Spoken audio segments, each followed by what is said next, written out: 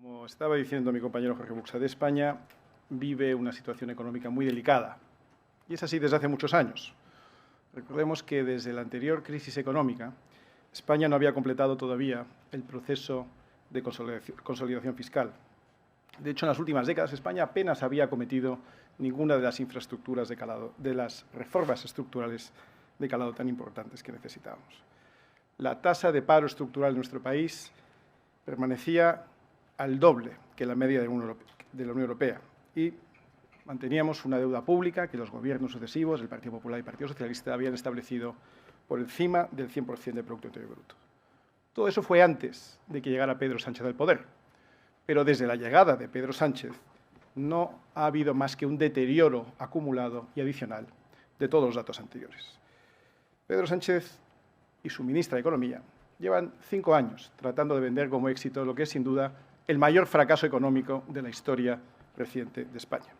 Con Pedro Sánchez, España es el país que menos ha crecido de la Unión Europea.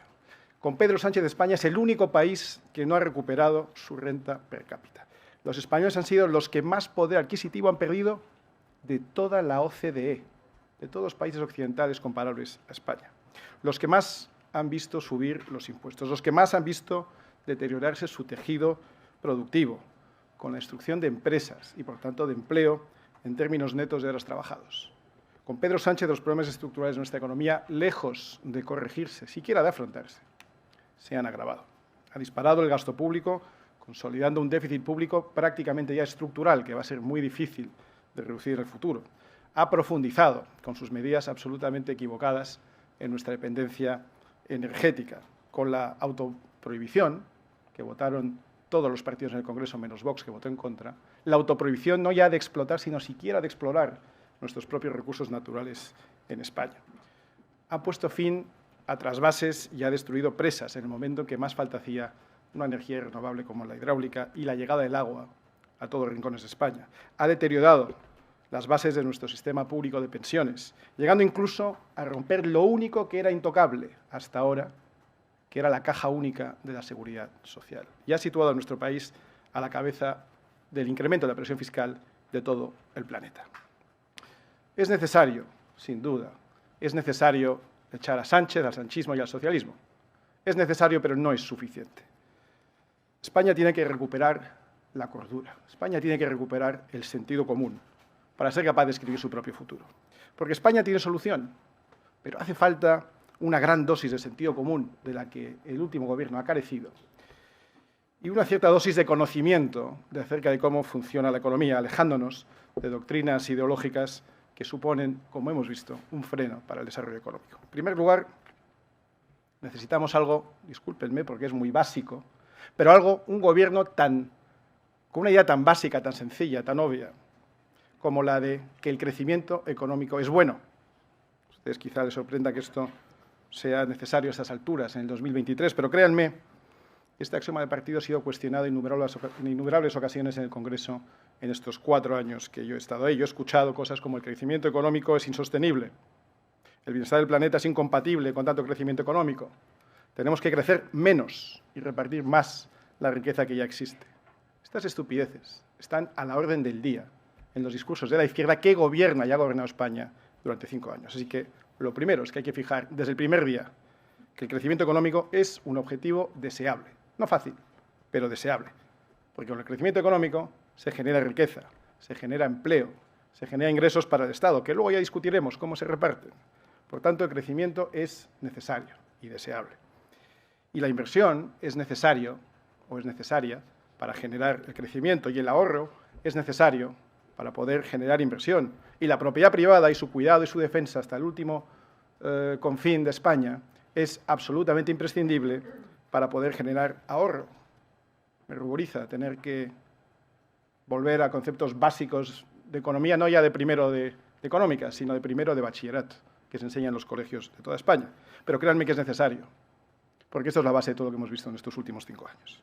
En segundo lugar, necesitamos un gobierno que entienda cómo se crece, suponiendo que ya quiere que crezcamos, que entienda cómo se crece.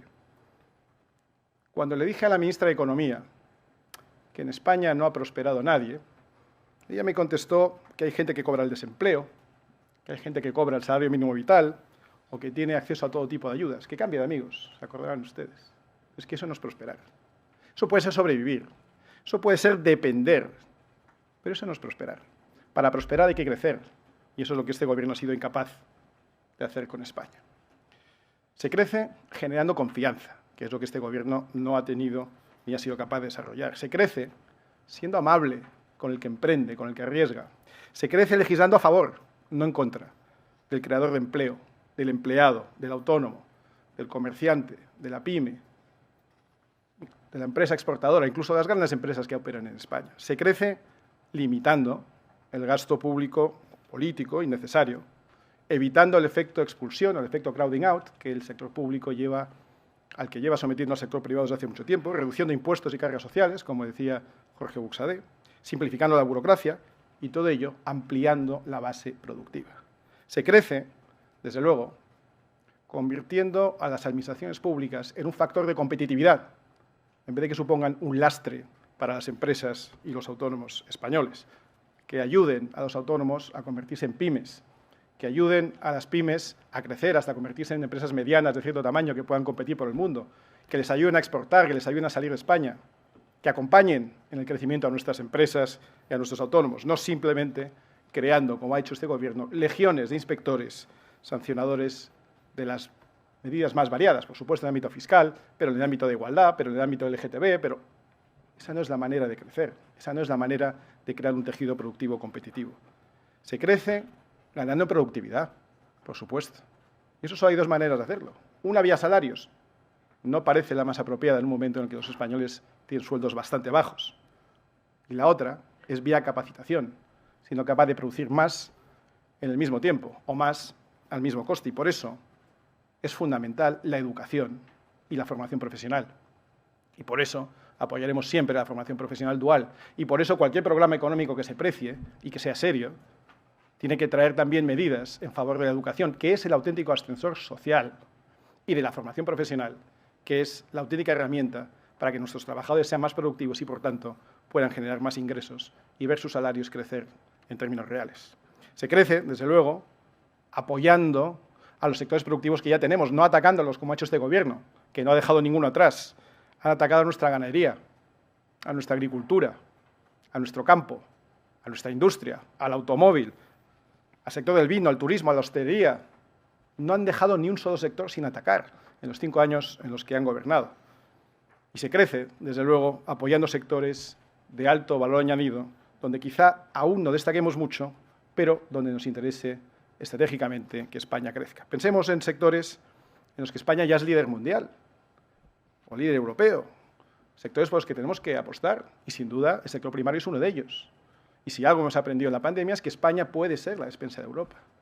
España tiene una capacidad agrícola y ganadera y pesquera que podría verse multiplicada si tuviéramos un gobierno que les apoyara, si tuviéramos un gobierno que llevara el agua a todas partes donde hace falta, si tuviéramos un gobierno que creyera que los agricultores no son criminales que destrozan el medio ambiente, sino generadores de riqueza y bienestar para España y para el conjunto de Europa.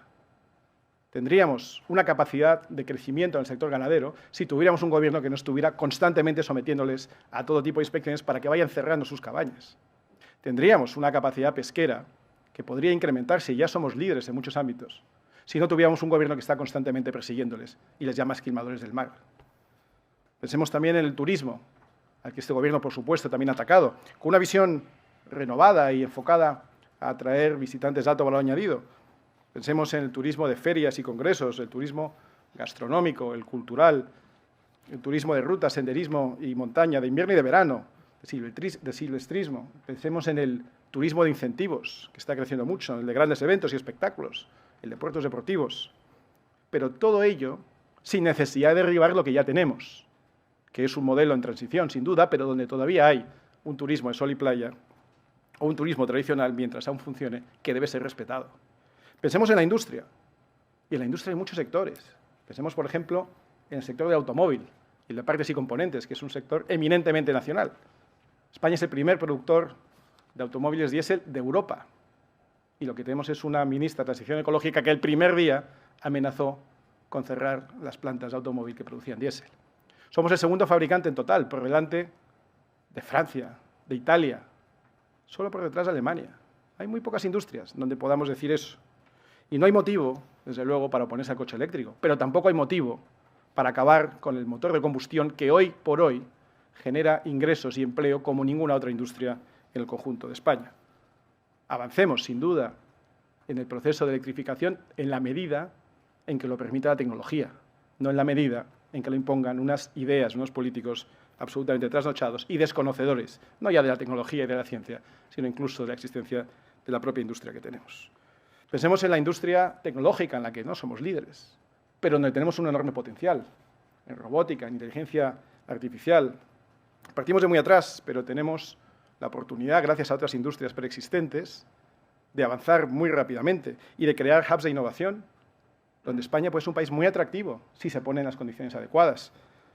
Por ejemplo, vinculándolo al sector de la defensa, donde tenemos un enorme potencial, se me ocurre, teniendo un Málaga Valley, donde avanza mucha tecnología, teniendo una empresa como Navantia en Cádiz, teniendo una base como la de Rota, que es una gran demandante, como lo es siempre en la industria militar de tecnología, pues no debería ser muy difícil apoyar, fomentar, ayudar a que crezca una industria tecnológica en algunas zonas deprimidas que quedan en el medio, como por ejemplo el campo de Gibraltar.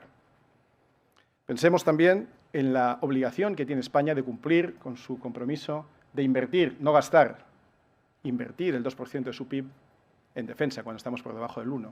Digo compromiso adquirido por anteriores gobiernos de España al entrar en la OTAN. Pues tenemos una enorme oportunidad por delante para generar una industria de mucho valor añadido tecnológica asociada al mundo de defensa. Pensemos también en otras industrias como la audiovisual, donde España ya es un líder a nivel mundial, entre otras cosas, gracias a un instrumento único que tenemos, que es el español. El español como lengua que penetra no solo en Iberoamérica, sino también en otros países donde se ven nuestras series en su idioma original. No olvidemos que en Estados Unidos hay más de 50 millones de hispanoparlantes que ven nuestras series, que ven nuestras películas en aquellas plataformas audiovisuales que operan en esos países. Y claro que tenemos un enorme potencial en el sector audiovisual, porque España además es un país lleno de gente con mucho talento, gente muy cualificada técnicamente, y tenemos paisajes y tenemos experiencia. Y tenemos, eso sí, que apoyar a nuestros creadores defendiendo su propiedad privada, que es la propiedad intelectual, que también es propiedad privada, aunque sea intangible, y que en España, por desgracia, está atacada, porque cuando esos creadores venden sus series o venden sus películas a las plataformas, pierden su propiedad intelectual. Pensemos en cómo se puede reforzar esa industria. Hay que fijar, sin duda, y algo hemos aprendido de eso en estos últimos años, la energía como una prioridad nacional, no solo para garantizar nuestra soberanía energética, por supuesto, sino también para garantizar la competitividad de nuestras empresas, y especialmente las que son intensivas, electrointensivas, que son muchas veces las grandes industrias. Tenemos una capacidad, sin duda, de fuentes renovables, solar, eólica, pero también hidráulica, que podemos aumentar sustancialmente, y hemos hablado muchas veces de ello, con las centrales reversibles, y de energías limpias, como la nuclear, a la que podríamos dar un impulso con las nuevas minicentrales de última generación, que son bastante eficientes. España, sin duda, puede llegar a convertirse en un país líder en fuentes de energía alternativa, como el hidrógeno verde, que a su vez atraen grandes inversiones y la creación de miles de puestos de trabajo por parte de compañías españolas. Estoy pensando ahora, por ejemplo, en los anuncios que hizo Cepsa de invertir 3.000 millones de euros y crear 10.000 puestos de trabajo en zonas entre Algeciras y Huelva, o empresas extranjeras. Estoy pensando en el caso de Amazon, que ha traído a España a Illescas, su centro logístico considerado el más eficiente del mundo de esa compañía. Pero este desarrollo tiene que ser compatible con la infraestructura preexistente, con el sistema que tenemos hoy, con el mix energético que hoy tenemos, y que no expulse del mercado a otras fuentes de riqueza como la agricultura. No se trata de quitar campos de agricultura para crear campos de paneles solares. Se trata de buscar aquellos sitios donde, sin afectar a la industria preexistente o a la agricultura, podamos ser capaces de innovar, de incrementar nuestra capacidad sin afectar a terceros. Tenemos, sin duda, una oportunidad tremenda en infraestructuras y tenemos 140.000 millones que apenas han sido aprovechados por este Gobierno para generar infraestructuras de última generación. Y si ustedes recuerdan, en los años 90, España tuvo un gran salto adelante gracias a la creación de infraestructuras básicas en aquel momento, la creación de autovías, la creación de líneas ferroviarias de alta velocidad, la creación de nuevos aeropuertos. Pero tenemos hoy en día algunos retos adicionales que podíamos afrontar y tenemos dinero, como digo, si disponemos de esos fondos europeos. ahora podemos hablar, por ejemplo, de la interconexión de cuencas, para que, como he dicho antes, que el agua llegue a todas partes y duplicar la capacidad agrícola de España. O podemos hablar de los nuevos superpuertos que son necesarios para exportar toda nuestra capacidad productiva y no seguir perdiendo esa capacidad ante otros países como Marruecos, que nos han llevado a la delantera. O tenemos, sin duda, la conexión de esos puertos con el entramado ferroviario como una asignatura pendiente. O tenemos el tendido masivo de fibra de última generación. Y, por supuesto, gracias a la interconexión de cuencas y a inversión en nuevos pantanos e infraestructuras hídricas, un ambicioso plan de puesta en cultivo de tierras hoy abandonadas por falta de agua. Y si queremos luchar contra el cambio climático, si queremos mejorar el saldo neto de las emisiones de CO2 de este país, si queremos contribuir a un mejor medio ambiente y a la vez a la riqueza de España, aquí tenemos una oportunidad única, porque no hay otro país de Europa que tenga tanto territorio como tiene España para poder cultivar si le llega el agua, que es algo tan básico, pero tan necesario. Para todo ello, y ya con esto concluyo, para todo ello hay que crear una auténtica alternativa. Sin duda tenemos que desmontar todo el desastre que ha supuesto este gobierno en 5 años. Pero eso no es suficiente. Tenemos que desmontar lo que han hecho, pero tenemos que lanzar a España con un nuevo impulso, con convicción, con conocimiento, sin complejos. Frente a quienes prefieren resignarse, solo queda una papeleta para hacer a España grande otra vez.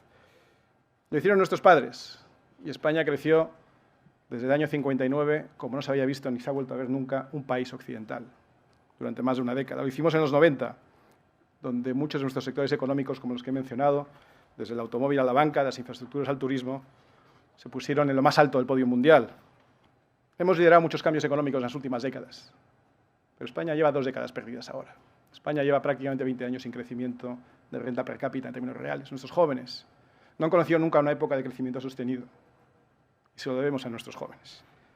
Así que hagámoslo otra vez, de frente, confrontando los problemas con ambición, con esperanza y con la certeza de que si los españoles queremos y nos ponemos a ello, lo volveremos a hacer. Y eso es lo que importa. Y por eso, el 23 de julio, queremos votar lo que importa.